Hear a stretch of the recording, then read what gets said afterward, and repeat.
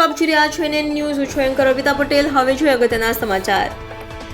સુરતના અલથાણ વિસ્તારની ઘટના. બીજેપી મહિલા આગેવાનોનો આપઘાતનો બનાવ. વોર્ડ નંબર 30માં ભાજપ મહિલા મોરચા પ્રમુખનો આપઘાત. ઘરે જ ગળા ફાંસો ખાઈને આપઘાત કર્યો. 34 વર્ષીય દીપિકાબેન નરેશભાઈ પટેલના આપઘાતથી ભાજપમાં શોકનો માહોલ.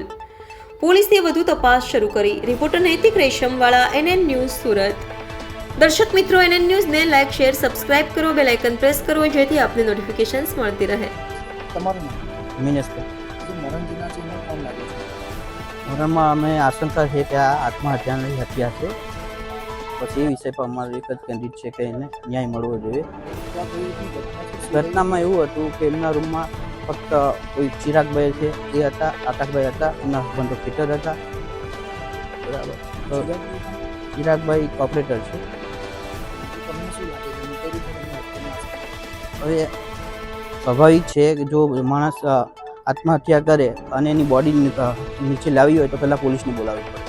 જે એવી કોઈ પ્રક્રિયા કરવામાં આવી અને સીધા હોસ્પિટલ કે ડાયરેક્ટ સિવિલ લઈને આવી ગયો.